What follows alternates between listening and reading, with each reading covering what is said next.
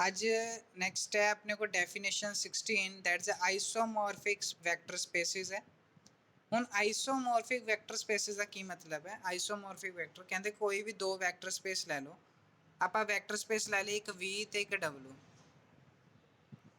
ਦੋ vector spaces ਨੇ, V ਹੈ ਤੇ W ਹੈ।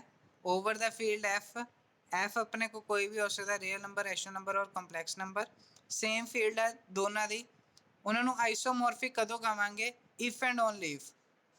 ਕੰਡੀਸ਼ਨ ਕੀ ਹੈ ਇਫ ਐਂਡ ਓਨਲੀ ਇਫ? कि अपने को एक इदा की लीनियर ट्रांसफॉर्मेशन मैपिंग होएगी जी V तो W ਨੂੰ जा रही है। आ जी मैपिंग होएगी जी V तो W ਨੂੰ जा रही है वो 1-1 भी होएगी तो on2 भी होएगी। T 1-1 भी होएगी तो on2 भी होएगी। जेकर T वाली मैपिंग 1-1 भी है on2 भी है, ठीक है, लीनियर ट्रांसफॉर्मेशन V तो W वाल ਨੂੰ जा रही है तो वो मैपिंग जी होएगी वो होएगी आइसोमॉर्फिक वैक्टर स्पेस। तो वो जोड़े वैक्टर स्पेस हो गए उन्होंने कहांगे आइसोमॉर्फिक वैक्टर स्पेस।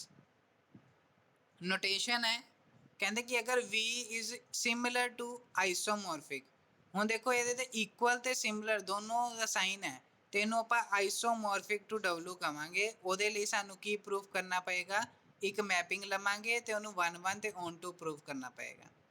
ਹੁਣ देखो नैक्सट थ्योरम वेरी इंपोर्टेंट है, पेपर दे विच आंदी है, मोस्ट इंपोर्टेंट लिख लो ये। That is very important theorem है, पिछले साल भी आई सी, इस साल भी आएगी। प्रूव दैट कि two finite dimensional vector space. हम देखो वैक्टर स्पेस ने एक तो अपने को फाइनाइट है, डायमेंशनल वैक्टर स्पेस है, W भी अपने को फाइनाइट डायमेंशनल वैक्टर स्पेस है। ਹੁਣ फाइनाइट डायमेंशन का मतलब की है? कहते कि अगर अपने को V वैक्टर स्पेस है, W वैक्टर स्पेस है, ये नंबर ऑफ एलीमेंट अगर मैं V1 ले लेना, V2 ले लेना तो Vn तक Vn है जोड़ा वो साढ़े को फाइनाइट नंबर ऑफ एलीमेंट है।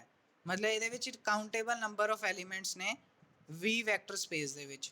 ਹੁਣ देखो V1 वैक्टर है, V2 वैक्टर है, तो लैके एंड सो Vn वैक्टर ने जोड़े फाइनाइट है जिन्होंने आप काउंट कर सकते। इधर W दे विच भी अपने को है। ਹੁਣ अगर ये W1 हो गया, W2 हो गया, एंड सो Wn हो गया, मतलब ये भी अपने को n एलीमेंट्स ने जेडे अपने को फाइनाइट ने। वो कह रहे कि अपने को सेम फील्ड है, फील्ड अपने को दोनों चो सेम है, उन्होंने आइसोमॉर्फिक प्रूव करना है। आइसोमॉर्फिक का मतलब है कि V is congruence to similar, आप ये प्रूफ करना है, ये प्रूफ करना है। ਹੁਣ इसनों प्रूफ करने लिए मैनू की करना पैना? बाय डेफिनेशन मैनू एक मैपिंग एग्जिस्ट करानी है जी V तो W ਨੂੰ जा रही है। आ जी मैपिंग है जी T तो W ਨੂੰ जाएगी, जी मैपिंग है जी V तो W ਨੂੰ जाएगी। आपां नू वो प्रूफ करनी है कि वो 1-1 भी है, on2 भी है। मैनू आ दोनों चीज़ प्रूफ करनी पैनी है। जे मैं ये दोनों प्रूफ कर दिता कि T 1-1 भी है, on2 भी है, तो मेरे को ये आइसोमॉर्फिक हो जाएगी, तो मेरे को आ रिजल्ट ट्रू हो जाएगा, तो इन्हों मैं प्रूफ कर दूंगा। ਹੁਣ ਨਾਲ ਹੀ ਉਹਨਾਂ ਨੇ ਕਿਹਾ if and only if they have a same dimension, ਉਹਨਾਂ ਦੇ ਸੇਮ ਡਾਈਮੈਂਸ਼ਨ ਹੋਊਗੇ ਤਾਂ ਤੁਸੀਂ ਪ੍ਰੂਫ ਕਰਨੀ ਆਈਸੋਮੋਰਫਿਜ਼ਮ। ਅਗਰ ਆਈਸੋਮੋਰਫਿਜ਼ਮ ਹੈ ਤੇ ਆਪਾਂ ਪ੍ਰੂਫ ਕਰਨੇ ਕਿ ਡਾਈਮੈਂਸ਼ਨ ਦੋਨੋਂ ਦੇ ਇਕੁਅਲ ਹੈ। ਇਫ ਐਂਡ ਓਨਲੀ ਇਫ ਦਾ ਮਤਲਬ ਹੈ ਕਿ ਇਹਦਾ ਕਨਵਰਸ ਪਾਰਟ ਵੀ ਤੁਸੀਂ ਕਰਨਾ ਹੈ। ਕਨਵਰਸ ਜੋ ਤੁਸੀਂ ਪਹਿਲੇ ਗਿਵਨ ਲੈ ਕੇ ਚੱਲੋਗੇ, ਪ੍ਰੂਫ ਕਰੋਗੇ, ਦੂਸਰੇ ਕੇਸ ਦੇ ਵਿੱਚ ਤੁਸੀਂ ਜੋ ਪ੍ਰੂਫ ਕੀਤਾ ਹੋਏਗਾ ਉਹਨੂੰ ਗਿਵਨ ਲਓਗੇ ਤੇ ਜੋ ਪਹਿਲੇ ਕੇਸ ਦੇ ਵਿੱਚ ਗਿਵਨ ਸੀ ਉਹਨੂੰ ਪ੍ਰੂਫ ਕਰੋਗੇ। ਠੀਕ ਹੈ ਜੀ, कन्वर्स पार्ट भी करना थ्योरम का। हुण आपां स्टार्ट करते हैं। थ्योरम है इंपोर्टेंट है, मोस्ट इंपोर्टेंट थ्योरम है। शुरू कितों करते हैं? अपने को गिवन की है V is isomorphism to W। हुण अगर V अपने को आइसोमॉर्फिज्म है तो बाय डेफिनेशन देयर एग्जिस्ट अपने को लीनियर ट्रांसफॉर्मेशन होएगी, मैपिंग जाएगी T V तो W वाल नूं सच दैट कि T 1-1 भी होएगी तो on2 भी होएगी। ਹੁਣ ਆਪਾਂ ਪ੍ਰੂਫ ਕੀ ਕਰਨਾ? ਹੁਣ ਆਹ ਵਾਲਾ ਪਾਰਟ ਆਪਣੇ ਕੋ ਪ੍ਰੂਫ ਗਿਵਨ ਹੋ ਗਿਆ ਤੇ ਆਪਾਂ ਪ੍ਰੂਫ ਕੀ ਕਰਾਂਗੇ? Dimension of V is equal to dimension of W।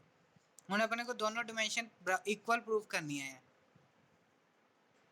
ਇਸ ਨੂੰ ਪ੍ਰੂਫ ਕਰਨ ਦੇ ਲਈ ਮੈਂ ਕੀ ਕਰੂੰਗਾ? ਪਹਿਲੇ ਆਪਣੇ ਕੋ ਇੱਕ ਫਾਈਨਾਈਟ V ਆਪਣੇ ਕੋ ਇੱਥੇ ਕੀ ਦਿੱਤਾ ਗਿਵਨ ਦੇ ਵਿੱਚ? ਦੇਖੋ V ਉਹਨਾਂ ਨੇ ਕਿਹਾ ਹੈ फाइनाइट डायमेंशनल वेक्टर स्पेस है, और ये आप लिख लिया, ये गिवन है। Since V is a finite dimensional vector space है, इट मीन्स कि it has a finite basis set. ਹੁਣ ਮੈਂ ਅਗਰ ਤੁਸੀਂ ਧਿਆਨ ਨਾਲ ਚੈਪਟਰ ਪੜ੍ਹਿਆ ਆ ਤੇ ਮੈਂ ਤੁਹਾਨੂੰ ਪੜ੍ਹਾਇਆ ਸੀ ਕਿ ਬੇਸਿਸ ਕੀ ਹੁੰਦੇ ਆ। ਹੁਣ ਦੇਖੋ ਕੋਈ ਵੀ ਵੈਕਟਰ ਸਪੇਸ ਹੈ ਓਵਰ ਦਾ ਫੀਲਡ F, ਇਹਦੇ ਅਗਰ ਮੈਂ ਕੋਈ ਵੀ ਐਲੀਮੈਂਟ ਲੈ ਲੈਂਦਾ ਇਸ ਵੈਕਟਰ ਸਪੇਸ ਦੇ ਵਿੱਚੋਂ ਤੇ ਮੈਂ ਉਹਨੂੰ ਐਕਸਪ੍ਰੈਸ ਕਰ ਸਕਦਾ linear combination of the element of the basis. ਠੀਕ ਹੈ, ਹੁਣ ਉਹ ਬੇਸਿਸ ਕੀ ਹੈ, ਕਹਿੰਦੇ ਕਿ ਅਗਰ ਕੋਈ ਫਾਈਨਾਈਟ ਡਾਈਮੈਂਸ਼ਨ ਸਪੇਸ ਹੈ ਤੇ ਉਸ ਵੈਕਟਰ ਸਪੇਸ ਦੇ ਕੁਝ ਬੇਸਿਸ ਸੈੱਟ ਵੀ ਹੋਊਗੇ। ਹੁਣ ਉਹ ਬੇਸਿਸ ਸੈੱਟ ਕਿੱਦਾਂ ਦੇ ਨੇ, b1 b2 b3 b4 ਜਿੰਨੇ ਮਰਜ਼ੀ ਹੋ ਸਕਦੇ, ਬਟ ਉਹਦੇ ਵਿੱਚ ਜਿਹੜੇ ਨੰਬਰ ਆਫ ਫਾਈਨਾਈਟ ਐਲੀਮੈਂਟਸ ਨੇ ਉਹ n ਹੀ ਹੋਊਗੇ। ਹੁਣ ਜਿਹੜਾ b1 ਹੈ, ਹੁਣ b1 ਦੇ ਵਿੱਚ ਸੈੱਟ ਦੇ ਵਿੱਚ ਕਿੰਨੇ ਐਲੀਮੈਂਟ ਨੇ, ਇਹਨਾਂ ਨੇ ਕਿਹਾ ਫਾਈਨਾਈਟ ਐਲੀਮੈਂਟ ਨੇ। ਹੁਣ ਦੇਖੋ ਐਲੀਮੈਂਟ ਕਿੱਦਾਂ ਦੇ ਉਹਨੇ v1 v2 ਤੋਂ ਲੈ ਕੇ vn ਤੱਕ, ਹੁਣ ਇਹ ਬੇਸਿਸ ਹੈ। ਹੁਣ ਬੇਸਿਸ ਹੈ v vector space the, it means ਕਿ ਇਹਦੀ ਡਾਈਮੈਂਸ਼ਨ ਕਿੰਨੀ ਹੋਗੀ। ਹੁਣ ਡਾਈਮੈਂਸ਼ਨ ਸਾਨੂੰ ਕਿੱਦਾਂ ਪਤਾ ਲੱਗੀ, ਹੁਣ ਇਹਦੇ ਨੰਬਰ ਆਫ ਐਲੀਮੈਂਟ ਤੋਂ। ਨੰਬਰ ਆਫ ਐਲੀਮੈਂਟ ਜੇ n ਹੈਗੀ ਆ ਤਾਂ ਆਪਣੇ ਕੋਲ ਡਾਈਮੈਂਸ਼ਨ ਆਫ v ਕੀ ਹੋਏਗੀ, n ਹੋਏਗੀ। ਠੀਕ ਹੈ, ਹੁਣ ਉਸ ਤੋਂ ਬਾਅਦ ਆਪਾਂ ਕੀ ਕਰਨਾ, ਜਦੋਂ ਸਾਨੂੰ ਬੇਸਿਸ ਪਤਾ ਲੱਗ ਗਿਆ, ਬੇਸਿਸ ਤੋਂ ਬਾਅਦ ਹੁਣ ਬੇਸਿਸ ਦੇ ਆਪਣੇ ਕੋਲ ਡਾਈਮੈਂਸ਼ਨ ਪਤਾ ਲੱਗ ਗਿਆ ਕਿ ਡਾਈਮੈਂਸ਼ਨ ਆਫ v ਆਪਣੇ ਕੋਲ n ਹੈ। ਹੁਣ ਉਸ ਤੋਂ ਬਾਅਦ ਆਪਾਂ ਕੀ ਕੀਤਾ, ਆਪਾਂ ਮੈਪਿੰਗ ਲਗਾ ਦਿੱਤੀ। ਮੈਪਿੰਗ ਲਗਾਵਾਂਗੇ ਤਾਂ b2 ਦੇ ਵਿੱਚ ਚਲੇ ਜਾਣਾ। ਧਿਆਨ ਨਾਲ ਦੇਖੋ, ਹੁਣ ਆ b1 ਮੈਪਿੰਗ ਹੈ ਜਿਹੜਾ ਸੈੱਟ ਹੈਗਾ v ਦਾ ਵੈਕਟਰ ਸਪੇਸ ਦਾ, ਇਹਦੇ ਵਿੱਚ ਐਲੀਮੈਂਟ ਹੈਗੇ v1 v2 ਤੋਂ ਲੈ ਕੇ vn ਤੱਕ। ਹੁਣ ਇਹ ਵੈਕਟਰ ਸਪੇਸ ਤੋਂ ਮੈਪਿੰਗ ਜਾ ਰਹੀ ਹੈ w ਮੈਪਿੰਗ ਦੇ ਵਿੱਚ। ਹੁਣ ਇੱਥੇ ਮੈਪਿੰਗ ਲਗਾਤੀ, t ਮੈਪਿੰਗ ਲਗਾਤੀ। ਜਦੋਂ t ਮੈਪਿੰਗ ਲਗਾ ਦਿੱਤੀ ਇਹਦੇ ਵਿੱਚ ਐਲੀਮੈਂਟ ਕਿੱਦਾਂ ਦੇ ਹੋਗੇ, t of v1 t of v2 t of v3 and so on t of vn। ਇਹ ਕਿਸ ਸੈੱਟ ਨੂੰ ਬਿਲੋਂਗ ਕरेंगे, w ਸੈੱਟ ਨੂੰ। नहीं दिखाई दे रहा है?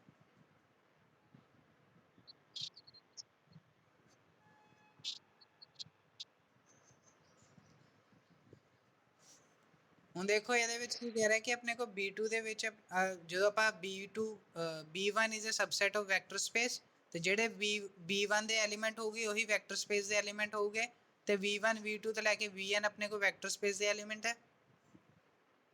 ਕਹਿੰਦੇ ਜਦੋਂ ਆਪਾਂ ਮੈਪਿੰਗ ਲਗਾ ਦਿੱਤੀ, ਟੀ ਮੈਪਿੰਗ ਲਗਾ ਦਿੱਤੀ ਆ v ਤੋਂ w ਨੂੰ ਜਾ ਰਹੀ ਹੈ, ਤੇ ਜਿਹੜੇ w ਦੇ ਵਿੱਚ ਐਲੀਮੈਂਟ ਕਿੱਦਾਂ ਦੇ ਹੋਗੇ, t of v1 t of v2 t of v3 and so t of vn। ਉਹੀ ਉਹਨਾਂ ਨੇ ਕਿਹਾ ਕਿ b2 ਹੈ ਜਿਹੜਾ ਹੈ ਉਹ ਸਬਸੈਟ ਹੈ w ਦਾ, ਉਹਦੇ ਵਿੱਚ ਵੀ n ਐਲੀਮੈਂਟ ਹੋਗੇ ਕਿਉਂਕਿ ਉਹਦੇ ਸੈੱਟ ਦੇ ਵਿੱਚ ਐਲੀਮੈਂਟ ਕਿੱਦਾਂ ਦੇ ਹੋਗੇ, t of v1 t of v2 ਤੋਂ ਲੈ ਕੇ t of vn। ਹੁਣ ਅਸੀਂ ਇਹ ਪ੍ਰੂਵ ਕਰਨਾ, ਧਿਆਨ ਰੱਖਿਓ ਕਿ ਆਪਾਂ ਇਹ ਪ੍ਰੂਵ ਕਰਨਾ ਕਿ ਜਿਹੜਾ b2 ਹੈ ਉਹ ਬੇਸਿਸ ਸੈੱਟ ਹੈ w ਦਾ। ਹੁਣ ਦੇਖੋ b2 ਨੂੰ ਬੇਸਿਸ ਸੈੱਟ ਪ੍ਰੂਵ ਕਰਨਾ, ਮੈਂ ਦੋ ਚੀਜ਼ਾਂ ਤੁਹਾਨੂੰ ਦੱਸੀਆਂ ਸੀ। ਅਗਰ ਕਿਸੇ ਵੀ ਸੈੱਟ ਨੂੰ ਆਪਾਂ ਬੇਸਿਸ ਪ੍ਰੂਵ ਕਰਨਾ ਹੈ, ਹੁਣ ਜਿਵੇਂ ਆਹ ਕੋਈ ਸੈੱਟ ਹੈ ਇਹਨੂੰ ਆਪਾਂ ਬੇਸਿਸ ਪ੍ਰੂਵ ਕਰਨਾ, ਤੇ ਬਾਈ ਡੈਫੀਨੇਸ਼ਨ ਅਗਰ b2 ਬੇਸਿਸ ਪ੍ਰੂਵ ਕਰਨਾ ਹੈ w ਦਾ, ਤੇ ਮੈਨੂੰ ਦੋ ਚੀਜ਼ਾਂ ਪ੍ਰੂਵ ਕਰਨੀਆਂ ਪੈਣੀਆਂ। ਦੋ ਚੀਜ਼ਾਂ ਵੈਰੀ ਇੰਪੋਰਟੈਂਟ ਪ੍ਰੂਵ ਕਰਨੀਆਂ ਪੈਣੀਆਂ। ਪਹਿਲੇ ਤੇ ਜਿਹੜਾ b2 ਹੈ ਉਹਨੂੰ ਲੀਨੀਅਰਲੀ ਇੰਡੀਪੈਂਡੈਂਟ ਸੈੱਟ ਪ੍ਰੂਵ ਕਰਨਾ ਹੈ। ਪਹਿਲੇ b2 ਨੂੰ ਕੀ ਕਰਨਾ ਹੈ, ਲੀਨੀਅਰਲੀ ਇੰਡੀਪੈਂਡੈਂਟ ਸੈੱਟ ਪ੍ਰੂਵ ਕਰਨਾ ਹੈ। ਦੂਸਰਾ ਉਹਨੂੰ ਪ੍ਰੂਵ ਕਰਨਾ ਹੈ ਕਿ ਉਹ linear span of b2 that is equal to w ਆਣਾ ਚਾਹੀਦਾ। Linear span of b2 is equal to w, ਤਾਂ ਹੀ ਉਹ ਬੇਸਿਸ ਦਾ ਸੈੱਟ ਬਣ ਸਕਦਾ। ਹੁਣ ਦੇਖੋ ਉਸ ਚੀਜ਼ ਨੂੰ ਪ੍ਰੂਵ ਕਰਨ ਦੇ ਲਈ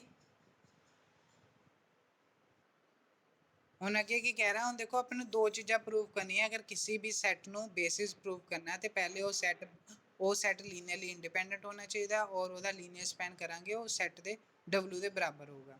ਹੁਣ ਫਸਟ ਮੈਂ ਪਹਿਲੇ ਪ੍ਰੂਵ ਕਰੂੰਗਾ ਕਿ b2 is a linearly independent set. ਹੁਣ ਲੀਨੀਅਰਲੀ ਇੰਡੀਪੈਂਡੈਂਟ ਸੈੱਟ ਪ੍ਰੂਵ ਕਰਨ ਲਈ ਮੈਂ ਕੀ ਕਰੂੰਗਾ, ਹੁਣ ਦੇਖੋ ਅਲਫਾ ਆਈਜ਼, ਜਿੰਨੀਆਂ ਵੀ ਅਲਫਾ ਆਈਜ਼ ਹੋਣਗੀਆਂ ਮੈਂ ਫੀਲਡ ਦੇ ਵਿੱਚੋਂ ਲੈ ਲੂੰਗਾ। ਜਿੰਨੀਆਂ ਵੀ ਅਲਫਾ ਆਈਜ਼ ਨੇ ਉਹ ਮੈਂ ਸਾਰੀਆਂ ਫੀਲਡ ਦੇ ਵਿੱਚੋਂ ਲੈ ਲਈਆਂ। ਹੁਣ ਮੈਂ ਲੀਨੀਅਰ ਐਕਸਪੈਂਸ਼ਨ, ਅਗਰ ਲੀਨੀਅਰਲੀ ਇੰਡੀਪੈਂਡੈਂਟ ਸੈੱਟ ਹੈ ਬਾਈ ਡੈਫੀਨੇਸ਼ਨ ਆਫ, ਹੁਣ ਦੇਖੋ ਬਾਈ ਡੈਫੀਨੇਸ਼ਨ ਆਪਾਂ ਕੀ ਕਰਨਾ ਹੈ,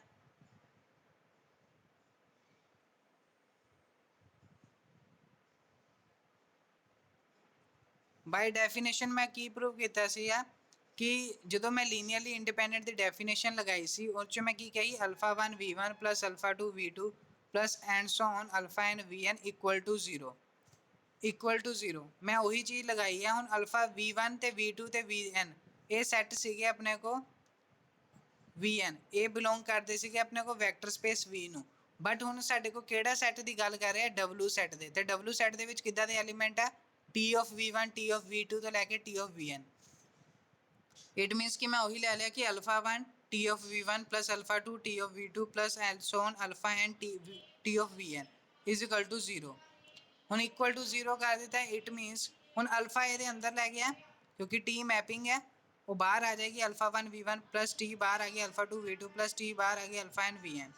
ਹੁਣ ਟੀ ਸਾਰਿਆਂ 'ਚ ਕਾਮਨ ਹੈ ਤੇ ਮੈਂ ਟੀ ਨੂੰ ਕਾਮਨ ਲੈ ਲਿਆ ਤੇ ਬ੍ਰੈਕਟ ਤੇ ਲਿਖ ਲਿਆ alpha 1 V1 plus alpha 2 V2 plus and so on alpha n Vn is equal to ਹੁਣ ਟੀ ਆਫ 0 ਨੂੰ ਤਾਂ ਮੈਂ ਲਿਖ ਸਕਦਾ ਟੀ ਆਫ 0, ਕਹਿੰਦੇ ਕਿ 0 ਨੂੰ ਮੈਂ ਲਿਖ ਸਕਦਾ ਟੀ ਆਫ 0। ਹੁਣ ਦੇਖੋ ਕਦੇ ਕਿ ਮੈਪਿੰਗ ਕਦੀ ਵੀ 0 ਦੇ ਬਰਾਬਰ ਨਹੀਂ ਹੁੰਦੀ। ਅਗਰ ਕੋਈ ਪ੍ਰੋਡਕਟ ਹੈ 0 ਦੇ ਬਰਾਬਰ ਹੈ ਤੇ ਮੈਪਿੰਗ ਕਦੀ ਵੀ 0 ਦੇ ਬਰਾਬਰ ਨਹੀਂ ਹੁੰਦੀ ਹੈ ਤੇ ਇਹਦੇ ਬ੍ਰੈਕਟ ਵਾਲੀ ਜਿਹੜੀ ਟਰਮ ਹੁੰਦੀ ਹੈ ਉਹ 0 ਦੇ ਬਰਾਬਰ ਹੁੰਦੀ ਹੈ। ਹੁਣ ਦੇਖੋ ਬ੍ਰੈਕਟ ਦੇ ਅੰਦਰ ਜਿਹੜੀ ਟਰਮ ਹੈ alpha 1 V1 plus alpha 2 V2 plus and so alpha n Vn ਉਹ 0 ਦੇ ਬਰਾਬਰ ਹੋਗੀ। ਹੁਣ ਇਹ ਜਦੋਂ ਆਪਣੇ ਕੋਲ 0 ਦੇ ਬਰਾਬਰ ਹੋਗੀ ਇਟ ਮੀਨਸ ਕਿ ਜਿਹੜੇ ਵੈਕਟਰਸ ਨੇ V1 ਤੋਂ ਲੈ ਕੇ Vn ਤੱਕ ਇਹ ਵੀ ਨੋਟ ਇਕੁਅਲ ਟੂ 0 ਨੇ। ਤੇ ਜੇ ਇਹ ਸਾਰੇ ਨੋਟ ਇਕੁਅਲ ਟੂ 0 ਨੇ ਕਿਉਂ, ਕਿਉਂਕਿ ਆਪਣੇ ਕੋਲ ਟੀ ਮੈਪਿੰਗ ਆਪਣੇ ਕੋਲ 1 1 ਦਿੱਤੀ ਹੈ ਤੇ ਜੇ ਟੀ ਮੈਪਿੰਗ ਆਪਣੇ ਕੋਲ 1 1 ਹੈ ਇਟ ਮੀਨਸ ਕਿ ਜਿੰਨੇ ਵੀ ਵੈਕਟਰਸ ਨੇ ਉਹ ਸਾਰੇ ਲੀਨੀਅਰਲੀ ਇੰਡੀਪੈਂਡੈਂਟ ਨੇ। ਇਟ ਮੀਨਸ ਕਿ ਉਹ ਸਕੇਲਰ ਪ੍ਰੋਡਕਟ ਜਿੰਨੇ ਵੀ ਹੋਗੇ ਸਾਰੇ 0 ਹੋਗੇ। ਜਦੋਂ ਆਪਣੇ ਕੋਲ ਸਕੇਲਰ ਸਾਰੇ 0 ਹੋ ਗਏ ਤੇ ਸਾਡੇ ਕੋਲ ਇਹ ਲੀਨੀਅਰਲੀ ਇੰਡੀਪੈਂਡੈਂਟ ਵਾਲੀ ਡੈਫੀਨੇਸ਼ਨ ਪ੍ਰੂਫ ਹੋ ਗਈ ਕਿ ਆਪਣੇ ਕੋਲ ਸਾਰੇ ਹੀ ਅਲਫਾਸ 0 ਦੇ ਬਰਾਬਰ ਹੋਣੇ ਚਾਹੀਦੇ ਆ। ਜਦੋਂ ਸਾਰੇ ਅਲਫਾ 0 ਦੇ ਬਰਾਬਰ ਹੋ ਗਏ ਇਟ ਮੀਨਸ ਕਿ ਉਹ ਸੈੱਟ ਕੀ ਹੋਏਗਾ, ਉਹ ਲੀਨੀਅਰਲੀ ਇੰਡੀਪੈਂਡੈਂਟ ਸੈੱਟ ਹੋਏਗਾ ਤੇ ਸਾਡੇ ਕੋਲ ਫਸਟ ਪਾਰਟ ਕੰਪਲੀਟ ਹੋ ਜਾਂਦਾ ਹੈ। ਫਸਟ ਪਾਰਟ ਆਪਾਂ ਪੂਰਾ ਕਰ ਦਿੱਤਾ ਕਿ ਜਿਹੜਾ ਸੈੱਟ ਹੈ ਉਹ ਆਪਣੇ ਕੋਲ ਲੀਨੀਅਰਲੀ ਇੰਡੀਪੈਂਡੈਂਟ ਸੈੱਟ ਹੈ। ਹੁਣ ਆਪਾਂ ਪ੍ਰੂਵ ਕਰਨਾ ਕਿ linear span of B is equal to B2 is equal to W ਦੇ ਬਰਾਬਰ ਹੈ। ਇਹਨੂੰ ਮੈਂ ਇੱਦਾਂ ਵੀ ਲਿਖ ਸਕਦਾ linear span of B2 is equal to W। ਠੀਕ ਹੈ, linear span of B2 is equal to W ਮੈਂ ਇਹਨੂੰ ਲਿਖ ਸਕਦਾ। ਹੁਣ ਧਿਆਨ ਨਾਲ ਦੇਖੋ, ਹੁਣ ਇਸ ਚੀਜ਼ ਨੂੰ ਪ੍ਰੂਵ ਕਰਨ ਲਈ ਮੈਂ ਕੀ ਕਰੂੰਗਾ, ਹੁਣ ਵੈਕਟਰ ਸਪੇਸ ਆ V ਹੈ ਇਹ W ਹੈ। ਹੁਣ ਮੈਂ ਕੋਈ Y ਐਲੀਮੈਂਟ ਲੈ ਲੂੰਗਾ W ਸੈੱਟ ਦੇ ਵਿੱਚੋਂ। ਹੁਣ Y ਐਲੀਮੈਂਟ ਜੋ ਮੈਂ W ਸੈੱਟ ਦੇ ਵਿੱਚੋਂ ਲੈ ਲਿਆ ਤੇ ਇਹ ਕਿਹਦੇ ਇਕੁਅਲ ਹੋਏਗਾ, ਜੇ ਮੈਂ X ਐਲੀਮੈਂਟ V ਦੇ ਵਿੱਚੋਂ ਲੈ ਰਿਹਾ ਇਹਦੇ ਤੇ ਮੈਪਿੰਗ T ਲੱਗ ਰਹੀ ਹੈ ਤੇ Y ਕਿਹਦੇ ਬਰਾਬਰ ਹੋਏਗਾ T ਆਫ X ਦੇ। ਜੇ ਧਿਆਨ ਨਾਲ ਡੈਫੀਨੇਸ਼ਨ ਦੇਖੀ ਜਾਵੇ ਕੋਈ V ਵੈਕਟਰ ਸਪੇਸ ਹੈ X ਬਿਲੋਂਗ ਕਰ ਰਿਹਾ V ਨੂੰ ਤੇ ਇਹਦੇ ਤੇ ਮੈਪਿੰਗ ਲਗਾ ਦਿੱਤੀ ਜਾਵੇ ਤੇ ਇਹ ਐਲੀਮੈਂਟ ਆਪਣੇ ਕੋਲ W ਸੈੱਟ ਦੇ ਵਿੱਚ ਚਲਾ ਜਾਏਗਾ ਤੇ ਮੈਂ ਉਹਨੂੰ Y ਲਿਖ ਲਿਆ। ਉਹੀ ਉਹਨਾਂ ਨੇ ਕਿਹਾ ਕਿ Y ਬਿਲੋਂਗ ਕਰ ਰਿਹਾ W ਨੂੰ। देयर एग्जिस्ट कि कोई X एलिमेंट होएगा वेक्टर स्पेस ਦੇ ਵਿੱਚ ਸੱਚ ਦੈਟ ਕਿ Y ਇਕੁਅਲ ਟੂ ਹੋਏਗਾ T ਆਫ X। ਹੁਣ ਦੇਖੋ B1 ਦੀ ਗੱਲ ਹੋਈ ਸੀ, ਆਪਾਂ ਬੇਸਿਸ B1 ਲਿਆ ਸੀ, ਉਹ ਕੀ ਆ, ਉਹ ਕਿਹਦਾ ਬੇਸਿਸ ਆ, ਉਹ ਵੈਕਟਰ ਸਪੇਸ V ਦਾ ਬੇਸਿਸ ਹੈ ਤੇ ਉਹਨੂੰ ਮੈਂ ਲਿਖ ਸਕਦਾ। ਹੁਣ ਦੇਖੋ ਅਗਰ ਕੋਈ ਵੀ ਐਲੀਮੈਂਟ X V ਨੂੰ ਬਿਲੋਂਗ ਕਰ ਰਿਹਾ ਆ, ਹੁਣ ਦੇਖੋ X V ਨੂੰ ਬਿਲੋਂਗ ਕਰ ਰਿਹਾ, ਹੁਣ X V ਨੂੰ ਬਿਲੋਂਗ ਕਰ ਰਿਹਾ ਤੇ ਇਟ ਮੀਨਸ ਕਿ X ਨੂੰ ਮੈਂ ਐਕਸਪ੍ਰੈਸ ਕਰ ਸਕਦਾ linear combination of the element of B1। Linear combination of the element of B1 ਮਤਲਬ ਅਲਫਾ 1 V1 ਜਾਂ ਅਲਫਾ ਦੀ ਥਾਂ ਤੇ ਬੀਟਾ 1 V1 beta 2 V2 plus and so on beta n Vn। ਤੇ ਜਿੰਨੇ ਵੀ ਬੀਟਾਸ ਨੇ ਉਹ ਸਾਰੇ ਆਪਣੇ ਕੋ ਫੀਲਡ ਨੂੰ ਬਿਲੋਂਗ ਕਰਦੇ ਪਏ, ਜਿੰਨੇ ਵੀ ਬੀਟਾਸ ਨੇ ਉਹ ਸਾਰੇ ਆਪਣੇ ਕੋ ਫੀਲਡ ਨੂੰ ਬਿਲੋਂਗ ਕਰ ਰਹੇ ਨੇ ਤੇ ਇਹ ਐਕਸਪ੍ਰੈਸ ਕਰ ਦਿੱਤੇ। ਹੁਣ ਦੇਖੋ ਇੱਥੇ ਉਹਨਾਂ ਨੇ ਉਹੀ ਕੀਤਾ x beta 1 V1 plus beta 2 V2 and so on beta n Vn। ਜਿੰਨੇ ਵੀ ਸਕੇਲਰਸ ਨੇ ਉਹ ਸਾਰੇ ਫੀਲਡ ਦੇ ਵਿੱਚੋਂ ਲਏ ਗਏ ਨੇ। ਹੁਣ ਧਿਆਨ ਨਾਲ ਦੇਖੋ ਕਿ ਆਪਣੇ ਕੋ y T of x ਹੈ ਤੇ y T of x ਹੈ, ਮਤਲਬ ਮੈਂ ਕੀ ਕਰੂੰਗਾ ਦੋਨੋਂ ਸਾਈਡ ਤੇ ਮੈਪਿੰਗ ਲਗਾ ਦੋ, ਮੈਪਿੰਗ ਲਗਾ ਦੋ, ਟੀ ਮੈਪਿੰਗ लगाती हूँ ऑन बोथ साइड ਤੇ ਇੱਧਰ ਆਪਣੇ ਕੋ y ਹੋ ਗਿਆ ਤੇ ਇੱਧਰ ਟੀ ਮੈਪਿੰਗ ਇੱਧਰ ਹੀ ਰਹਿ ਗਈ। ਹੁਣ ਮੈਂ ਬੀਟਾ 1 ਸਕੇਲਰ ਹੈ ਬਾਹਰ ਆ ਗਿਆ T of V1, beta 2 scaler ਹੈ ਬਾਹਰ ਆ ਗਿਆ ਆਪਣੇ ਕੋ T of V2, beta n scaler ਹੈ ਆਪਣੇ ਕੋ ਅੰਦਰ ਆ ਗਿਆ T of Vn। ਹੁਣ ਧਿਆਨ ਨਾਲ ਦੇਖਿਆ ਜਾਏ ਕਿ y ਕੋਈ ਵੀ ਐਲੀਮੈਂਟ ਹੈ W ਦਾ, ਉਹਨੂੰ ਮੈਂ ਐਕਸਪ੍ਰੈਸ ਕਰ ਦਿੱਤਾ linear combination of the element of B2। ਹੁਣ B2 ਦੇ ਵਿੱਚ ਦੇਖੋ ਐਲੀਮੈਂਟ ਕਿੱਦਾਂ ਦੇ ਸੀਗੇ T of V1 T of V2 T of Vn, same ਉਹੀ ਐਲੀਮੈਂਟ ਬਣ ਰਹੇ ਬੀਟਾ 1 T of V1 plus beta 2 T of V2 and so on beta n T of V, that is ਆਪਣੇ ਕੋ ਕੰਬੀਨੇਸ਼ਨ। ਤੇ ਸਾਡੇ ਕੋਲ ਦੋਨੋਂ ਚੀਜ਼ਾਂ ਪ੍ਰੂਫ ਹੋ ਗਈਆਂ। ਦੋਨੋਂ ਚੀਜ਼ਾਂ ਜਦੋਂ ਪ੍ਰੂਫ ਹੋ ਗਈਆਂ ਇਟ ਮੀਨਸ ਕਿ B2 ਆਪਣੇ ਕੋ ਡਿਮੈਂਸ਼ਨ ਬੇਸਿਸ ਹੋ ਗਿਆ, B2 ਆਪਣੇ ਕੋ ਬੇਸਿਸ ਹੋ ਗਿਆ। ਇਟ ਮੀਨਸ ਕਿ ਜਿਹੜੀ ਡਿਮੈਂਸ਼ਨ ਆਪਣੇ ਕੋ V ਦੀ W ਸੀਗੀ ਤੇ ਡਿਮੈਂਸ਼ਨ ਆਪਣੇ ਕੋ W ਦੀ ਵੀ n ਹੈ ਤੇ ਦੋਨੋਂ ਡਿਮੈਂਸ਼ਨ ਬਰਾਬਰ ਹੋ ਗਈਆਂ। ਸਾਡੇ ਕੋ ਇੱਕ ਪਾਰਟ ਪੂਰਾ ਕੰਪਲੀਟ ਹੋ ਗਿਆ। ਇੱਕ ਪਾਰਟ ਇੱਥੇ ਸਾਡੇ ਕੋ ਹਾਫ ਥਿਊਰਮ ਕੰਪਲੀਟ ਹੋ ਜਾਂਦੀ ਹੈ। ਹੁਣ ਉਸ ਤੋਂ ਬਾਅਦ ਆਪਾਂ ਉਹਦਾ ਕਨਵਰਸ ਪਾਰਟ ਕਰਨਾ ਹੈ। ਕਨਵਰਸ ਪਾਰਟ ਕੀ ਕਰਨਾ ਸੀ, ਹੁਣ ਆਪਣੇ ਕੋ ਗਿਵਨ ਕੀ ਹੈ, ਹੁਣ ਆਪਣੇ ਕੋ ਗਿਵਨ ਇਹ ਹੈ ਕਿ dimension of V is equal to dimension of W n ਦੇ ਬਰਾਬਰ ਹੈ। ਇਹ ਹੁਣ ਗਿਵਨ ਹੋ ਗਿਆ। ਪ੍ਰੂਫ ਕੀ ਕਰਨਾ ਹੈ ਕਿ V is equal to W isomorphic ਹੈ, ਜਾਂ ਆਪਾਂ ਇਹ ਵੀ ਕਹਿ ਸਕਦੇ V is isomorphic to W set, ਜਾਂ ਇਹਨੂੰ ਇਦਾਂ ਵੀ ਲਿਖ ਸਕਦੇ ਹੋ, ਜਾਂ ਸਿੰਪਲੀ ਇਹਨੂੰ ਇਦਾਂ ਲਿਖ ਸਕਦੇ V is equal to the similarity of the W। ਇਹ ਦੋਨੋਂ ਚੀਜ਼ਾਂ ਇੱਕੋ ਹੀ ਹੈ, ਜਾਂ ਰਿਟਨ ਦੇ ਵਿੱਚ ਵੀ ਆ ਸਕਦਾ ਜਾਂ ਸਾਈਨ ਦੇ ਵਿੱਚ ਵੀ ਆ ਰਿਹਾ, ਉਹਦਾ ਮਤਲਬ ਸੇਮ ਹੈ। ਹੁਣ ਦੇਖੋ ਅਗਰ ਆਪਾਂ ਕਿਸੇ ਸੈੱਟ ਨੂੰ ਆਈਸੋਮੋਰਫਿਕ ਪ੍ਰੂਵ ਕਰਨਾ ਹੈ W ਦੇ ਵਿੱਚ, ਉਹਦੇ ਵਿੱਚ ਆਪਾਂ ਇਹਨੂੰ ਡੈਫੀਨੇਸ਼ਨ ਦੇ ਅਕੋਰਡਿੰਗ ਇੱਕ ਮੈਪਿੰਗ ਲੈਣੀ ਪੈਂਦੀ ਸੀਗੀ। ਡੈਫੀਨੇਸ਼ਨ ਦੇ ਅਕੋਰਡਿੰਗ ਆਪਾਂ ਇੱਕ ਮੈਪਿੰਗ ਲਵਾਂਗੇ, ਉਹਨੂੰ 1 ਪ੍ਰੂਵ ਕਰਾਂਗੇ, ਉਹਨੂੰ ਔਨ ਟੂ ਪ੍ਰੂਵ ਕਰਾਂਗੇ। ਅਗਰ ਉਹ 1 ਤੇ ਔਨ ਟੂ ਪ੍ਰੂਫ ਹੋ ਜਾਂਦੀ ਹੈ ਤੇ ਉਹ ਆਪਣੇ ਕੋ ਆਈਸੋਮੋਰਫਿਕ ਹੋ ਜਾਏਗਾ। ਹੁਣ ਦੇਖੋ ਆਪਾਂ ਮੈਂ ਸਟੈਪ ਲਿਖ ਲੈਂਦਾ ਕਿ ਮੈਨੂੰ ਪਹਿਲੇ ਕੀ ਕੀ ਕਰਨਾ ਹੈ। ਪਹਿਲੇ ਮੈਂ ਮੈਪਿੰਗ ਬਣਾਉਂਗਾ, ਟੀ ਮੈਪਿੰਗ ਬਣਾਉਂਗਾ, ਉਹਨੂੰ ਵੈਲ ਡਿਫਾਈਨ ਪ੍ਰੂਵ ਕਰੂੰਗਾ। ਫਿਰ ਉਸ ਤੋਂ ਬਾਅਦ ਟੀ ਨੂੰ 1 ਪ੍ਰੂਵ ਕਰੂੰਗਾ। ਫਿਰ ਉਸ ਤੋਂ ਬਾਅਦ ਥਰਡ ਸਟੈਪ ਹੈ ਟੀ ਨੂੰ ਔਨ ਟੂ ਪ੍ਰੂਵ ਕਰੂੰਗਾ।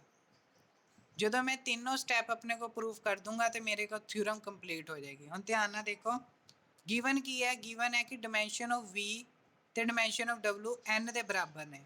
ਇਟ ਮੀਨਸ ਕਿ ਜਿਹੜਾ ਵੈਕਟਰ ਹੈ, ਵੈਕਟਰ ਸਪੇਸ V ਤੇ W, ਉਹਦੇ ਵਿੱਚ ਜਿਹੜੇ ਐਲੀਮੈਂਟਸ ਨੇ ਉਹ ਫਾਈਨਾਈਟ ਨੰਬਰ ਆਫ ਐਲੀਮੈਂਟਸ ਨੇ, ਉਹ n ਐਲੀਮੈਂਟਸ ਨੇ।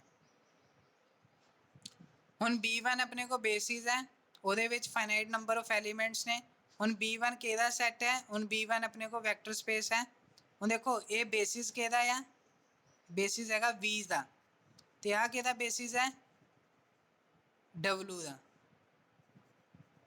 B1 ਆਪਣੇ ਕੋ ਬੇਸਿਸ ਹੈ V ਵੈਕਟਰ ਸਪੇਸ ਦਾ, B2 ਆਪਣੇ ਕੋ ਬੇਸਿਸ ਹੈ W ਵੈਕਟਰ ਸਪੇਸ ਦਾ। ਇਹ ਯਾਦ ਰੱਖਣਾ। ਹੁਣ ਆਪਣੇ ਕੋ ਦੋਨੋਂ ਬੇਸਿਸ ਲੈ ਲਿਆ ਆਪਾਂ, ਇੱਕ B ਦਾ, ਇੱਕ V ਕੈਪੀਟਲ V ਦਾ ਲੈ ਲਿਆ, ਇੱਕ W ਦਾ ਲੈ ਲਿਆ ਵੈਕਟਰ ਸਪੇਸ ਦਾ ਬੇਸਿਸ। ਹੁਣ ਮੈਂ ਕੋਈ ਵੀ ਐਲੀਮੈਂਟ ਲੈ ਲੂੰਗਾ ਵੈਕਟਰ ਸਪੇਸ V ਦੇ ਵਿੱਚੋਂ। ਮੰਨ ਲਓ ਕਿ ਆ ਜਿਹੜਾ ਮੈਂ ਸੈੱਟ ਲੈ ਲਿਆ V ਵੈਕਟਰ ਸਪੇਸ ਹੈ, ਇਹਦੇ ਵਿੱਚ ਇੱਕ ਐਲੀਮੈਂਟ ਲੈ ਲਿਆ V, ਉਹ ਬਿਲੋਂਗ ਕਰ ਰਿਹਾ ਵੈਕਟਰ ਸਪੇਸ V ਨੂੰ। देयर एग्जिस्ट अपने को कुछ स्केलर्स ले ले मैं फील्ड ਦੇ ਵਿੱਚੋਂ, ਤੇ ਮੈਨੂੰ ਪਤਾ ਹੈ ਕਿ ਅਗਰ B1 is the basis of vector space V, ਤੇ ਮੈਂ V ਕੋਈ ਵੀ ਐਲੀਮੈਂਟ ਹੋਏਗਾ ਅਗਰ ਕੈਪੀਟਲ ਵੈਕਟਰ ਸਪੇਸ ਦੇ ਵਿੱਚ, ਤੇ ਉਹਨੂੰ ਮੈਂ ਐਕਸਪ੍ਰੈਸ ਕਰ ਸਕਦਾ ਹਾਂ that is α1 V1 plus α2 V2 plus and so on αn Vn। ਠੀਕ ਹੈ ਜੀ, ਇਹਨਾਂ ਨੇ ਇਹੀ ਕੀਤਾ ਹੈ। V ਨੂੰ ਐਕਸਪ੍ਰੈਸ ਕਰ ਦਿੱਤਾ in the form of α1 V1 plus α2 V2 plus and so on αn Vn। ਹੁਣ ਮੈਂ ਦੋਨੋਂ ਸਾਈਡ ਤੇ ਮੈਪਿੰਗ ਲਗਾ ਦਿੱਤੀ ਹੈ। ਮੈਪਿੰਗ ਲਗਾਈ ਹੈ T of V, ਮੈਂ ਡਿਫਾਈਨ ਕਰ ਰਿਹਾ ਇਸ ਟਾਈਮ ਮੈਪਿੰਗ ਨੂੰ ਡਿਫਾਈਨ ਕਰ ਰਿਹਾ। ਅਗਰ ਮੈਂ ਦੋਨੋਂ ਸਾਈਡ ਤੇ ਮੈਪਿੰਗ ਲਗਾ ਦਿੰਦਾ ਤੇ ਮੇਰੇ ਕੋਲ T of V is equal to ਹੋਏਗਾ α1, T of V1 ਨੂੰ ਮੈਂ W1 ਲਿਖੂੰਗਾ। ਇਹ ਜ਼ਰੂਰ ਯਾਦ ਰੱਖਣਾ। ਹੁਣ T of Vi is equal to ਆਪਣੇ ਕੋ ਕੀ ਆਏਗਾ Wi, T of Vi is equal to Wi ਆਏਗਾ। ਠੀਕ ਹੈ ਜੀ, ਉਹੀ ਉਹਨਾਂ ਨੇ ਲਿਖਿਆ। ਹੁਣ ਇੱਥੇ T of V1 ਆਣਾ ਸੀ, ਉੱਥੇ W1 ਆ ਗਿਆ। T of V2 ਆਣਾ ਸੀ, W2 ਆ ਗਿਆ। T of Vn ਆਣਾ ਸੀ, ਉੱਥੇ Wn ਆ ਗਿਆ।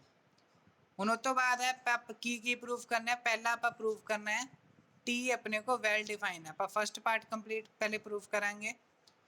ਕਹਿੰਦੇ T of ਵੈਲ ਡਿਫਾਈਨਡ ਆਪਾਂ ਪ੍ਰੂਫ ਕਰਨਾ ਹੈ। ਆਪਾਂ ਕੀ ਕੀਤਾ, ਸਕੇਲਰਸ ਲੈ ਲਏ α1 ਤੋਂ ਲੈ ਕੇ α2 αn ਤੱਕ, ਦੇ ਆਰ ਦਾ ਸਕੇਲਰਸ ਜਿਹੜੇ ਫੀਲਡ ਦੇ ਵਿੱਚੋਂ ਲਏ ਗਏ ਨੇ। ਹੁਣ α1 W1 plus α2 W2 plus and so on αn Wn, ਉਹ ਯੂਨੀਕ ਐਲੀਮੈਂਟ ਹੈ W ਦਾ। ਯੂਨੀਕ ਐਲੀਮੈਂਟ ਹੋ ਗਿਆ W ਦਾ, ਤੇ ਉਹ ਕਿਹਦਾ ਇਕੁਅਲ ਹੈ?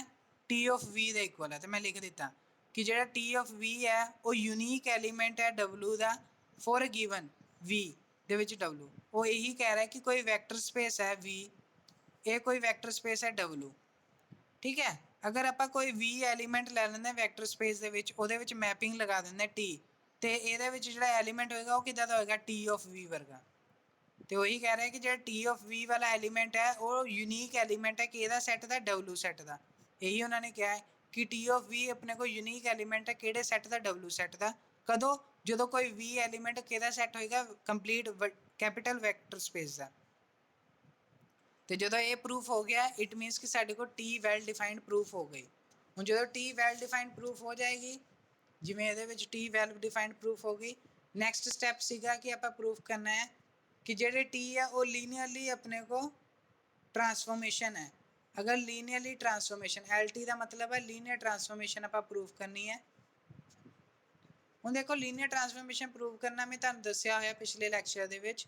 ਆਪਾਂ ਕੀ ਕਰਾਂਗੇ ਅਲਫਾ ਤੇ ਬੀਟਾ ਕੋਈ ਦੋ ਫੀਲਡ ਦੇ ਵਿੱਚੋਂ ਐਲੀਮੈਂਟ ਲੈ ਲਾਂਗੇ ਤੇ x ਤੇ y ਕੋਈ ਦੋ ਐਲੀਮੈਂਟ ਲੈ ਲਾਂਗੇ ਵੈਕਟਰ ਸਪੇਸ ਦੇ ਵਿੱਚ। ਹੁਣ ਅਲਫਾ x + ਬੀਟਾ y ਵੀ ਆਪਣੇ ਕੋ ਵੈਕਟਰ ਸਪੇਸ V ਦੇ ਵਿੱਚ ਹੀ ਹੋਏਗਾ। ठीक है जी, ये मैं डेफिनेशन लिख रहा जी, आ सारी डेफिनेशन है जो लीनियर स्पेस प्रूव करना है। उस तो बाद alpha X plus beta Y V दे विच बुला लिया, फिर उस तो बाद मैपिंग लगा दूंगा alpha X plus beta Y दी। अगर वो एक्सप्रैस हो गया in the form of alpha T of X plus beta T of Y, it means कि टी मैपिंग अपने को लीनियर ट्रांसफॉर्मेशन होएगी। मैं ये प्रूव करना चाहता, जे ये प्रॉपर्टी साढ़े को प्रूफ हो जाती है, आ चीज़ प्रूफ हो जाती जो मैं डेफिनेशन बनाई है, ये डेफिनेशन लिखी है, इट मीनस कि वो की होएगी लीनियर ट्रांसफॉर्मेशन हो जाएगी मैपिंग। ਹੁਣ देखो जी, मैं जो लिखा ਉਹਦੇ स्टैप बाय स्टैप ਚੱਲੂੰਗਾ डेफिनेशन ਦੇ ਅਕੋਰਡਿੰਗ। ਉਹਨਾਂ ਨੇ ਕਿਹਾ ਜੀ ਪਹਿਲੇ ਅਲਫਾ ਬੀਟਾ ਫੀਲਡ ਦੇ ਵਿੱਚ ਲੈ ਲਿਓ, ਮੈਂ ਲੈ ਲਿਆ ਜੀ ਅਲਫਾ ਬੀਟਾ ਫੀਲਡ ਦੇ ਵਿੱਚ। ਫਿਰ ਉਹਨਾਂ ਨੇ ਕਿਹਾ x ਤੇ y ਕੋਈ ਵੈਕਟਰ ਸਪੇਸ 'ਚ ਲੈ ਲਓ, ਮੈਂ ਲੈ ਲਿਆ ਜੀ x ਤੋਂ y ਵੈਕਟਰ ਸਪੇਸ ਦੇ ਵਿੱਚ। ਫਿਰ ਉਹਨਾਂ ਨੇ ਕਿਹਾ ਕਿ x ਕਿੱਦਾਂ ਦਾ ਐਲੀਮੈਂਟ ਹੈ। ਹੁਣ ਦੇਖੋ x ਕਿੱਦਾਂ ਦਾ ਐਲੀਮੈਂਟ ਹੈ, ਜੇ ਧਿਆਨ ਨਾਲ ਦੇਖਿਆ ਜਾਵੇ ਮੈਂ x ਨੂੰ ਇੱਥੇ ਮੈਂ ਐਕਸਪ੍ਰੈਸ ਕੀਤਾ ਸੀ ਕਿ x ਆਪਾਂ ਲੈ ਲਿਆ, ਦੈਟ ਇਜ਼ ਆਪਣੇ ਕੋਲ ਸਮੀਸ਼ਨ ਆਫ i1 ਤੋਂ ਲੈ ਕੇ n ਤੱਕ ਅਲਫਾ i vi, ਤੇ y ਨੂੰ ਐਕਸਪ੍ਰੈਸ ਕੀਤਾ ਸਮੀਸ਼ਨ ਆਫ i1 ਤੋਂ ਲੈ ਕੇ n ਤੇ bi ਤੇ vi। ਕਹਿੰਦੇ ਅਲਫਾ i ਤੇ bi ਦੋਨੋਂ ਹੀ ਫੀਲਡ ਦੇ ਵਿੱਚੋਂ ਲਏ ਗਏ ਨੇ। ਉਸ ਤੋਂ ਬਾਅਦ ਨੈਕਸਟ ਸਟੈਪਸ ਕੀ ਸੀਗਾ, ਅਲਫਾ x ਪਲਸ ਬੀਟਾ y ਵੀ ਵੈਕਟਰ ਸਪੇਸ ਨੂੰ v ਨੂੰ ਵੈਕਟਰ ਸਪੇਸ ਨੂੰ ਬਿਲੋਂਗ ਕਰੂਗੇ।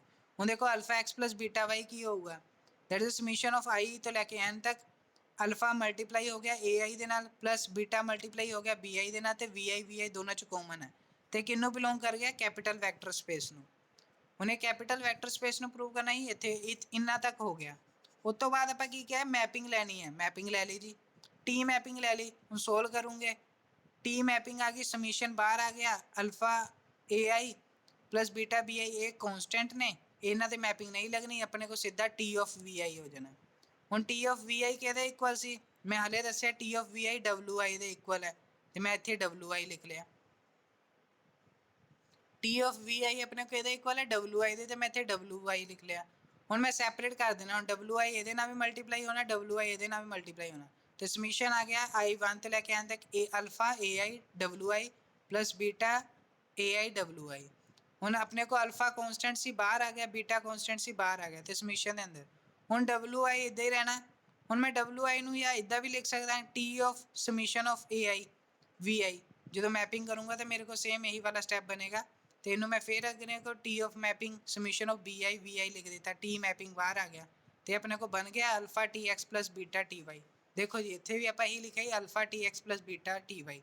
ਹੁਣ ਦੇਖੋ ਜਦੋਂ ਇਹ ਪ੍ਰੂਫ ਹੋ ਗਿਆ, ਇਟ ਮੀਨਸ ਕਿ ਟੀ ਆਪਣੇ ਕੋਲ ਕੀ ਹੋਗੀ, ਲੀਨੀਅਰ ਟਰਾਂਸਫੋਰਮੇਸ਼ਨ ਹੋਗੀ। ਟੀ ਆਪਣੇ ਕੋਲ ਲੀਨੀਅਰ ਟਰਾਂਸਫੋਰਮੇਸ਼ਨ ਇੱਥੇ ਪ੍ਰੂਫ ਹੋ ਜਾਂਦੀ ਹੈ। ਹੁਣ ਥਰਡ ਸਟੈਪ ਕੀ ਸੀਗਾ, ਆਪਾਂ ਟੀ ਨੂੰ ਪ੍ਰੂਵ ਕਰਨਾ ਹੈ 1 1।